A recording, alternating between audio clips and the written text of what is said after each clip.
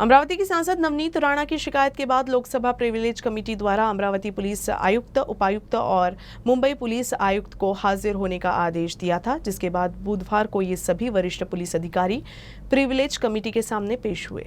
दिवाली 2020 के दौरान सांसद नवनीत राणा और विधायक रवि राणा को किसानों की मांगों को लेकर मुख्यमंत्री आवास के सामने धरना देने के लिए मुंबई जाना था, लेकिन अमरावती पुलिस आयुक्त ने विधायक रवि राणा और सांसद नवनीत राणा को मुंबई जाने से रोक दिया था। इस संबंध में सांसद नवनीत राणा ने लोकसभा विशेषाधिकार समिति के पास शिकायत दर्ज की थी, जिसके बाद अमरावती पुलिस आयुक्त आरती सिंह, अमरावती पुलिस उपायुक्त शशिकांत सातव और मुंबई पुलिस आयुक्त को नोटिस जारी कर उन्हें लोकसभा विशेषाधिकार समिति के सामने हाजिर होने का आदेश दिया गया था। इस आदेश का पालन करते हुए बुधवार को अमरावती पुलिस आयुक्त आरती सिंह, अमरावती पुलिस उपायुक्त शशिकांत सातव और मुंबई पुलिस आयुक्त हाजिर हुए। इस दौरान सांसद नवनीत राणा भी मौजूद रही। महानगर पालिका में भाजपा का 5 साल का कार्यकाल खत्म हो गया। अब मनपा में प्रशासक राज होगा। मनपा में 5 साल तक सत्ता में रही भाजपा अपने द्वारा किए विकास कार्यों का गुणगान कर रही है।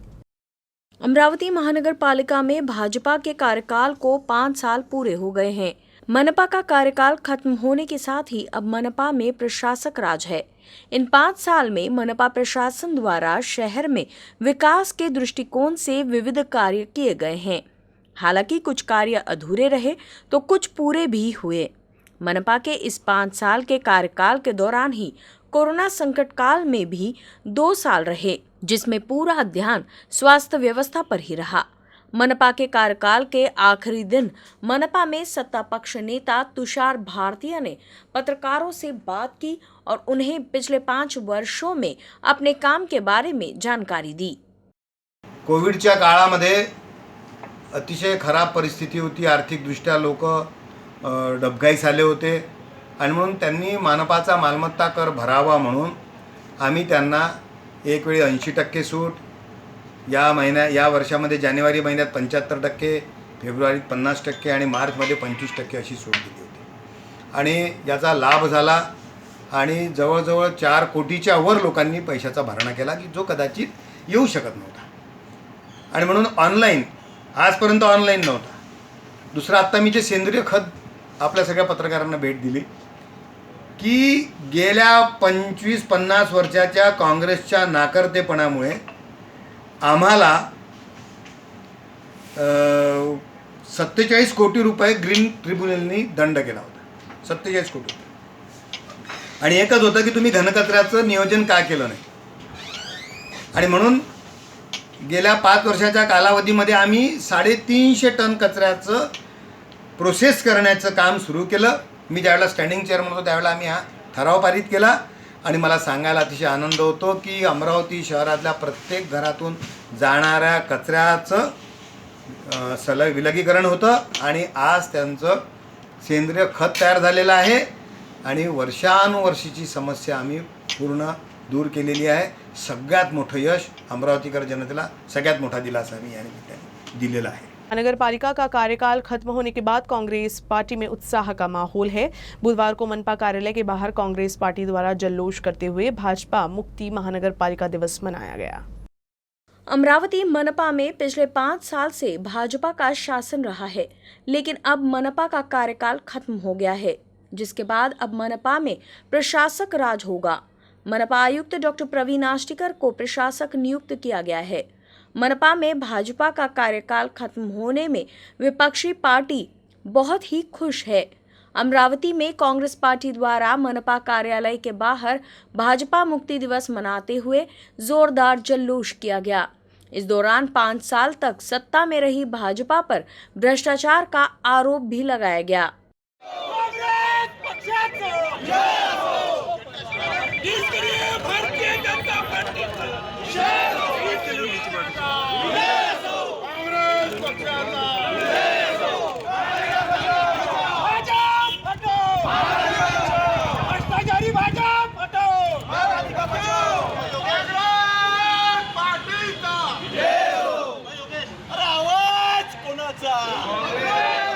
मागील 5 वर्षात यांनी या महानगरपालिकेत भ्रष्टाचार, अकार्यक्षम अनितिमत्तेचा पूर्ण 5 वर्ष इथं त्यांनी सत्ता भोगली आहे. ज्या स्मार्ट सिटीच्या नावानं महानगरपालिकेची सत्ता काबीज केली, पण यांनी इथं फक्त भ्रष्टाचार केलं.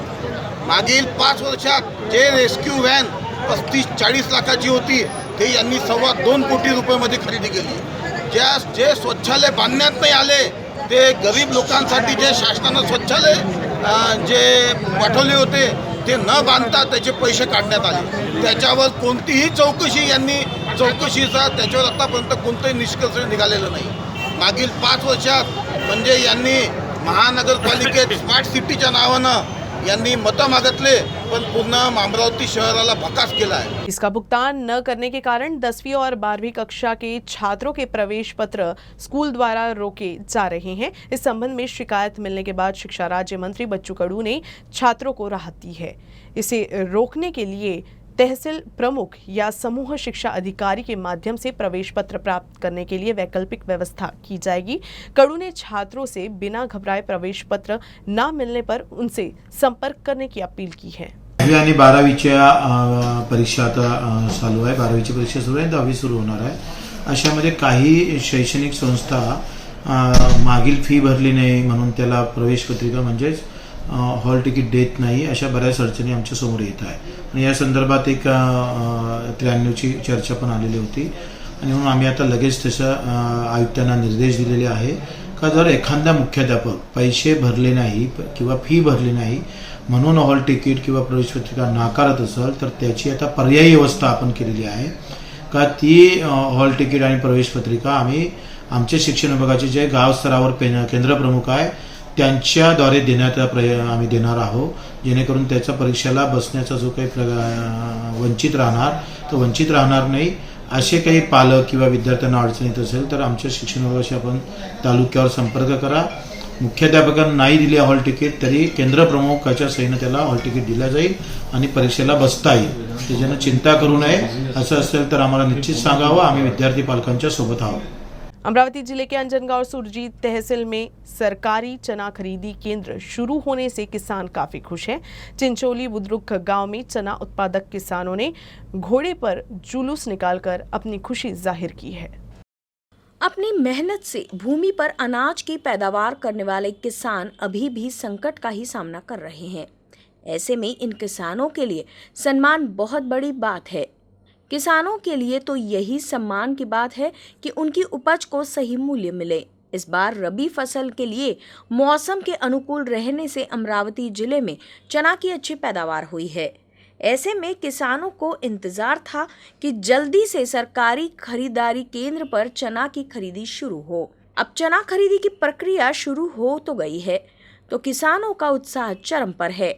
अंजनगांव सूरजी तहसील में सरकारी चना खरीदी केंद्र शुरू होने से किसान काफ़ी खुश है, क्योंकि चना को यहाँ अच्छा भाव मिल रहा है. चिंचोली बुद्रुक गांव में तो चना उत्पादक किसानों ने घोड़े पर जुलूस निकालकर अपनी खुशी जाहिर की. इस दौरान किसानों का सत्कार भी किया गया.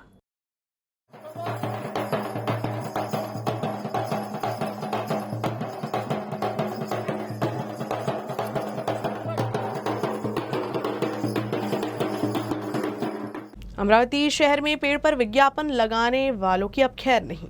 मनपा अब ऐसे लोगों के खिलाफ आपराधिक कार्रवाई करने की तैयारी में है. अमरावती में कुछ व्यापारियों ने सड़क किनारे पेड़ों पर विज्ञापनों के लिए पोस्टर लगाए हैं. इसके लिए पेड़ों को कील लगाई जाती है. ये पेड़ों को भी नुकसान पहुंचाता है और सौंदर्य को भी खराब करता है. नगर आयुक्त ने चेतावनी दी कि भविष्य में ऐसी घटना देखने पर विज्ञापन दाता के खिलाफ आपराधिक कार्रवाई की जाएगी. नगर पालिका क्षेत्र में बहुत सारे बड़े पेड़ हैं. कुछ पेड़ 50 साल और पुराने हैं. कुछ व्यापारिक पोस्ट, कुछ व्यावसायिक पोस्ट सड़क किनारे पेड़ों पर लगे हैं. इससे न सिर्फ पेड़ क्षतिग्रस्त होते हैं बल्कि शहर के सौंदर्यीकरण में भी बाधा आती है. इस प्रकार को हटाने के लिए विज्ञापन दाताओं द्वारा रखे गए विज्ञापनों को अगले 3 दिनों के भीतर हटा दिए जाने चाहिए, ये अपील नगर आयुक्त ने की है. और उसके बाद पुलिस ने चेतावनी दी है कि विज्ञापन देने वालों के खिलाफ कार्रवाई की जाएगी.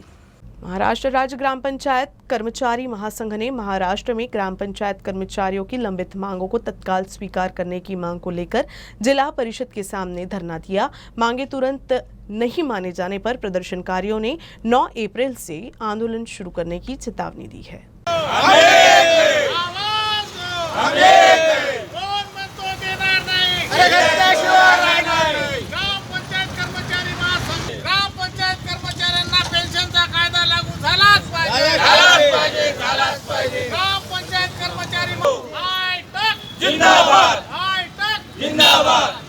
महाराष्ट्र शासनाने एक अधिसूचना काढून ग्रामपंचायत कर्मचाऱ्याच्या वेतनामध्ये सुधारणा केलेली आहे आणि त्या अधिसूचनेची अंमलबजावणी पूर्ण महाराष्ट्रामध्ये सुद्धा झालेली नाही आहे। अमरावती जिल्हा सुद्धा झालेली नाही आहे। मिलिंद म्हैसकर समितीच्या अहवालानुसार ग्रामपंचायत कर्मचाऱ्यांना पेन्शनचा कायदा लागू करावा व अभय यावलकर समितीच्या शिफारशीनुसार कर्मचाऱ्यांना वेतन श्रेणी देण्यात यावी, तसेच विम्याची सुद्धा अंमलबजावणी करावी।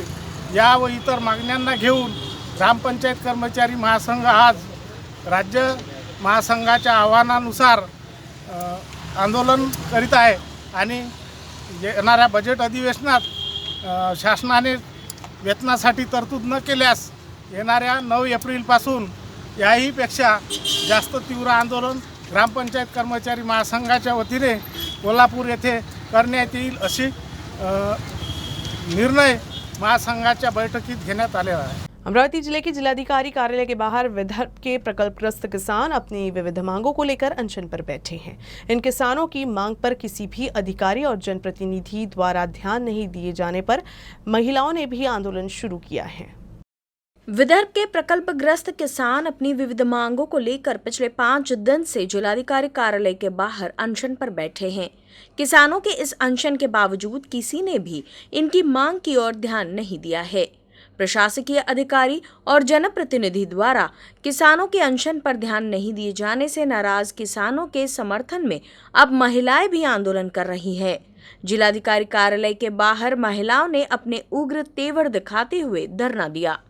आम्ही उपोषण करून आलो, महिला पुरुषही आहे काही, म्हणजे 50 जण आहे आम्ही एकत्रित, आणि तरी आमच्याकडे कोणी मंत्री अजून भेटायला आला नाही। जे कोणी येतात त्यांचे पीएस येतात, पीए येतात, विचारपूस करतात आणि चालले जातात। मंत्र्याचं अजून कोणी पत्ता नाही। जोपर्यंत आमच्या मागण्या पूर्ण होत नाही आम्ही तोपर्यंत आम्ही इथंच ठाम सगळेजण बसणार आहोत। आम्ही इथून हटणार नाही। अमरावती जिला भाजपा वीर केसरी खेल और शिक्षा बोर्ड नांदगांव पेठ ने संयुक्त रूप से नांदगांव पेठ में राज्य स्तरीय महिला और पुरुष कबड्डी प्रतियोगिता का आयोजन किया जा रहा है। प्रेस कॉन्फ्रेंस में बताया गया कि इस प्रतियोगिता में देश भर से महिला व पुरुष टीमें हिस्सा लेगी। ग्राम पंचायत पंतगाणा में कबड्डी मैच के आयोजन की तैयारी है। राज्य स्तरीय कबड्डी मैचों का उद्घाटन 11 मार्च को शाम 6 बजे विधायक प्रवीण पोटे करेंगे। इस अवसर पर भाजपा जिलाध्यक्ष निवेदिता चौधरी, पूर्व मंत्री डॉक्टर अनिल बोंडे, जिला मंत्री प्रशांत शेगोकर, प्रवीण तायड़े और राजेश पाठक मौजूद रहेंगे। पहला पुरस्कार पुरुष वर्ग के लिए 51,000 रुपये, दूसरे पुरस्कार के लिए 31,000 रुपये होगा। महिला टीम के लिए पहला पुरस्कार 41,000 रुपये और दूसरा पुरस्कार 21,000 रुपये होगा। इसके अलावा टीमों को कई पुरस्कार भी मिलेंगे। प्रेस कॉन्फ्रेंस में वीर केसरी खेल एवं शिक्षा बोर्ड के पदाधिकारी मंगेश रघुवंशी, भाजपा कामगार आघाड़ी के जिलाध्यक्ष सत्यजीत राठौड़, ओबीसी मोर्चे के जिला मंत्री दिनकर सुंदरकर समेत अन्य पदाधिकारी मौजूद रहे। त्यांची राहण्याची व्यवस्था, जेवणाची व्यवस्था आणि त्यांचा फेअर या सगळ्या गोष्टी मंडळ आणि भारतीय जनता पार्टी संयुक्त विद्यमाने पूर्ण करणार आहे आणि चांगलंच करू। याआधी जी टुर्नामेंट घेतले होते तेही खूप छान झाले होते। आजही त्या टुर्नामेंटचं नाव गाव काढतात। तर तुम्ही घेतलेले टुर्नामेंट आजपर्यंत कुठं झालेलं नाही आणि कबड्डी हा जो खेळ आहे हा ग्रामीणमध्ये खूप जास्त प्रस्थापित आहे। इथूनच म्हणजे प्लेयर तयार होतात। प्रोमध्ये जरी आपण पाहिला तरी ग्रामीण भागातलाच प्लेयर आहे, शहरातला प्लेयर नाही। फक्त तो शहरात राहायला गेलेला आहे। आज पर्टिक्युलर तो ग्रामीणचाच आहे। फक्त नाव लागलेलं आहे, नागपूरचा आहे, मुंबईचा आहे, दिल्लीचा आहे, इथला तिथला, पण आहे तो गावातला। दिल्लीच्या बाजूचं गाव, नागपूरच्या बाजूचं गाव,